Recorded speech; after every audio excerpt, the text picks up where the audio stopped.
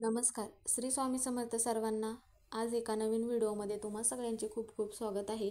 स्वामी तुम्हा सगळ्यांना कायम सुखी ठेवो ही स्वामीचरणी प्रार्थना करते आणि आजच्या व्हिडिओला सुरुवात करते. तर आजचा व्हिडिओ असा आहे की आता उद्या आहे शनिवार, म्हणजेच की 1 फेब्रुवारी आहे. तर 1 फेब्रुवारी या दिवशी गणेश जयंती आहे. तर गणेश जयंती असल्यामुळे आपल्या घरातील घराची भरभराट होण्यासाठी, घरातील दारिद्र्य नष्ट होण्यासाठी, आपली एखादी इच्छा आहे ती इच्छा पूर्ण होत नसेल किंवा संकटे दूर होण्यासाठी आपल्याला 21 तांदळाचा प्रभावी उपाय करायचा आहे. तर तो उपाय कसा करायचा आहे ते आजच्या व्हिडिओत आपण माहिती घेणार आहोत. तर व्हिडिओ शेवटपर्यंत नक्की बघा. तर बरेच वेळा काय होतं की आपल्या घरातील एखादी व्यक्ती खूप कष्ट करते पण पाहिजे तसं यश त्या कष्टाला मिळत नाही. तर प्रत्येक वेळेस आपल्या घरामध्ये संकटे येणारच नाहीत असं आपण करू शकत नाही, पण त्या संकटांचा वेग आपण सेवा करून किंवा उपाय करून तो वेग तरी आपण कमी करू शकतो. आपली एखादी इच्छा आहे ती आपण खूप दिवस झालं प्रयत्न करत आहोत पण ती इच्छा पूर्ण होत नाही, त्यावेळेस पण आपण काही सेवा उपाय केल्यामुळे आपल्या त्या इच्छा गणपती बाप्पा नक्की पूर्ण करतात. मग आजचा दिवस असा आहे की माघी गणेश जयंती, म्हणजेच की माघ महिन्याच्या शुक्ल पक्षाच्या चतुर्थीला येते. तर हा दिवस म्हणजेच की 1 फेब्रुवारी वार आहे शनिवार. हा दिवस विशेष पूजा केल्याने, म्हणजेच की गणपती बाप्पांची पूजा केल्यामुळे आपले जे पण काही विघ्न आहेत दूर होतात आणि आपली काही इच्छा असेल ती इच्छा पण नक्की गणपती बाप्पा पूर्ण करतात. त्यामुळे मग आता गणपती बाप्पाला सगळ्यात जास्त महत्त्व का दिले जाते की हिंदू धर्मामध्ये सर्वात लोकप्रिय आणि आदरणीय सगळ्या देवतांपैकी गणपती बाप्पा एक आहेत. तर ते गणपती बाप्पा आपल्या विद्येचे, ज्ञानाचे मानले जातात. त्यामुळे मग सगळ्या देवांपेक्षा श्रेष्ठ मानले जातात.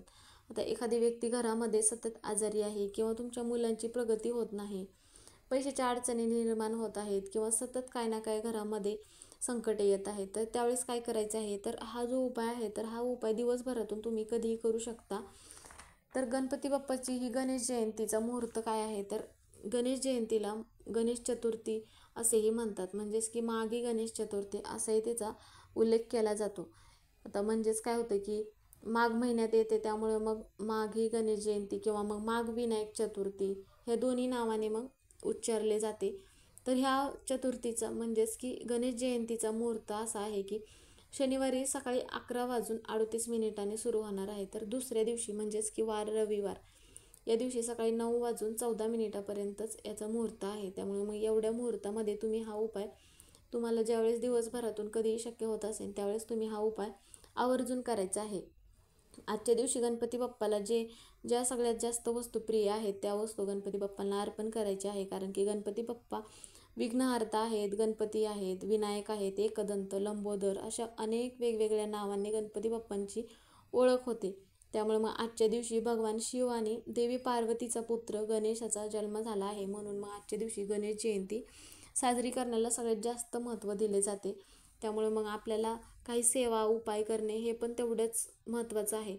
आता गणेश जयंती ज्याप्रमाणे आपण साजरी करतो त्याचप्रमाणे मग दिवसभर आपल्याला उपवास करायचा आहे आणि गणपती बाप्पांना ज्या वस्तू सगळ्यात जास्त प्रिय आहेत त्या वस्तू गणपती बाप्पांना अर्पण करायच्या आहेत. आता ही जी जयंती आहे ही सगळ्यात वर्षातून एकच वेळा येते, त्यामुळे मग ह्या गणेश जयंतीचं सगळ्यात विशेष महत्त्व आहे. आता आजच्या दिवशी आपण गणेशाची पूजा केल्यामुळे आपल्या घरातील ज्या काही समस्या आहेत त्या दूर होतात. आपल्या जीवनामधील जे नकारात्मक गोष्टी घडत आहेत त्या गोष्टी मग निघून जातात.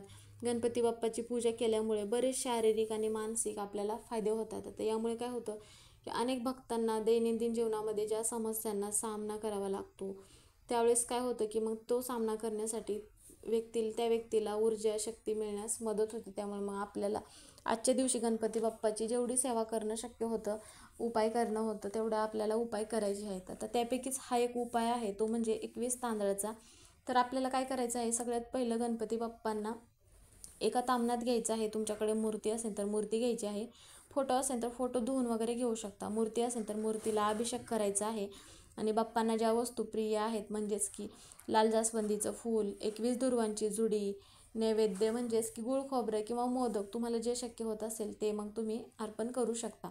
अभिषेक वगैरे करून झाल्यानंतर ह्या सगळ्या गोष्टी बाप्पांना अर्पण करायच्या आहेत. अर्पण करून झाल्यानंतर चंदन लावायचं आहे. तर मग हा जो उपाय आहे तर तुम्ही हा उपाय मंदिरात पण करू शकता. मंदिरात केल्यामुळं काय होतं की खूप प्रभावी, म्हणजेच की लवकर प्रभाव ठरतो, कारण मंदिरातलं वातावरण सदैव सकारात्मक असतं, त्यामुळे मग आपण मंदिरात हा उपाय केला तरी पण चालेल.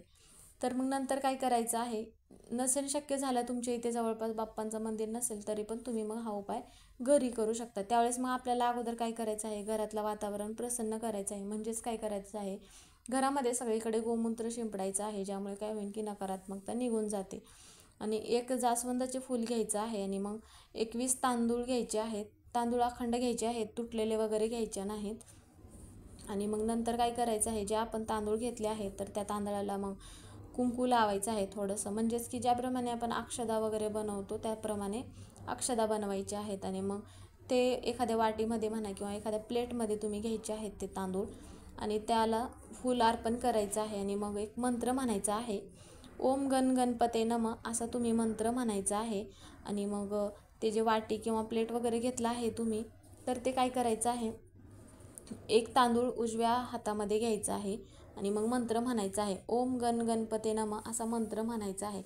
असा मंत्र मग तुम्ही प्रत्येक म्हणजे जोपर्यंत 21 वेळा मंत्र होत नाही, म्हणजे 21 तांदूळ पूर्ण होत नाहीत तोपर्यंत मग मंत्र म्हणायचा आहे. एक तांदूळ घ्यायचा आहे, दुसरा तांदूळ मग एका वाटीमध्ये म्हणा किंवा पूजेमध्ये तुम्ही ठेवू शकता. आणि त्यानंतर काय करायचं आहे, मंत्र म्हणून झाल्यानंतर आपली जी पण काही इच्छा आहे त्याबद्दल बाप्पांना प्रार्थना करायची आहे. तर तुमच्या घरातील कठीण इच्छा असेल म्हणा, घरामध्ये सतत एखाद्या व्यक्तीला संकट येत आहे किंवा घरामध्ये प्रगती होत नाही किंवा सतत दारिद्र्य येत आहे, घरामध्ये पैसा टिकून राहत नाही किंवा मुलांसाठी करायचं आहे, त्यासाठी कोणतेही साठी तुम्ही बाप्पांना प्रार्थना करायचं आहे विघ्न दूर करण्यासाठी.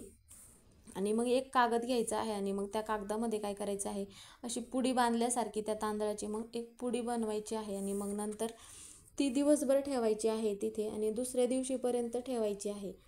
दुसऱ्या दिवशी ती पुडी तिथून उचलायची आहे आणि नंतर मग तुमच्या घरातील जी तिजोरी आहे तर त्या तिजोरीमध्ये तुम्ही ती पुडी ठेवू शकता. किंवा मग तुमचा एखादा व्यवसाय आहे तर व्यवसायामध्ये किंवा दुकान आहे दुकानामध्ये पण तुम्ही मग दुकानातील लॉकरमध्ये ठेवायला देऊ शकता.